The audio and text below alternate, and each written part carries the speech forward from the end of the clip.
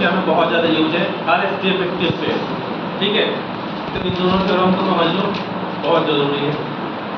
Perpendicular axis theorem क्या है कि जैसे मान लो ये कोई एक्सिस है, ठीक है।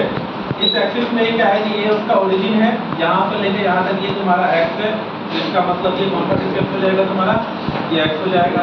ये पूरा क्या है, ये वाई है, और ये क्या है, ये जेड है, ठीक है। ये तीन एक्सिस का सिस्टम है।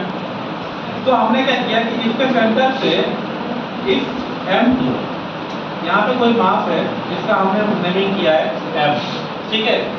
और ये जो P है ना, इस पॉइंट को नेमिंग किया हमने P, जिसका कोऑर्डिनेट क्या है x, y, ठीक है। तो ये ओरिजिन से x सेंटीमीटर या फिर मीटर x डिस्टेंस इधर है और y डिस्टेंस इधर है, ठीक है। तो इसमें हमने क्या किया, r स्क्वायर इक्वल्स में x स्क्वायर प्लस में y स्क्वायर नोट कर सकते हैं, ठीक है। मोमेंट ऑफ इनर्शिया को होल्ड करना अबाउट x एक्सिस।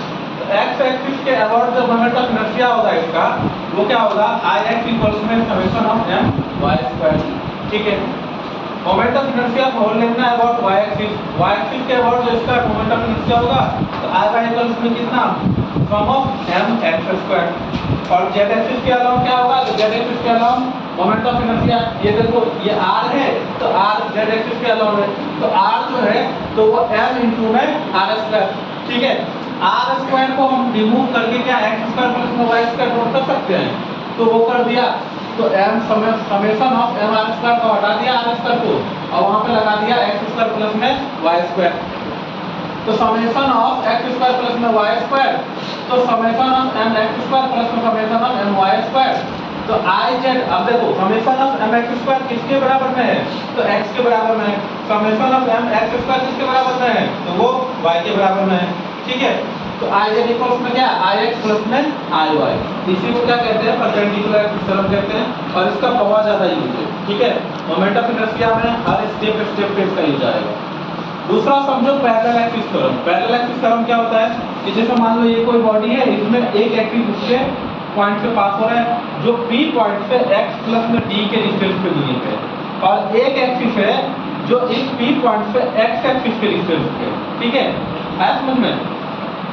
दोनों एक्सिस जो है वर्टिकली कंडीशन में, जैसे ये मान लो ये कोई गोला है, ठीक है ना, स्टोन का टुकड़ा है, एक एक्सिस यहाँ पे है और एक एक्सिस यहाँ पे है। एक पॉइंट हमने माना M जो यहाँ से लेके यहाँ तक की दूरी को मेजर करता है, तो वो x है, ठीक है। और इन दोनों के बीच का सेपरेशन क्या है, d है, ठीक है। तो moment of inertia of the particle about axis PQ axis के अलावा मोमेंट ऑफ इनर्शिया कितना होगा, m r स्क्वायर। तो m तो m ही है, मास है बॉडी का, और r का मतलब क्या, एक्सिस ऑफ रोटेशन से उसका डिस्टेंस। तो एक्सिस ऑफ रोटेशन हम किसको मान रहे हैं, PQ को मान रहे हैं, PQ को एक्सिस ऑफ रोटेशन मान रहे हैं। तो m इंटू में x प्लस में d का क्या, होल स्क्वायर। अब इसको देखो पुट अप किया, तो moment of inertia of whole body about इस एक्सिस, तो I इक्वल्स में summation of m x plus में d का क्या, होल स्क्वायर।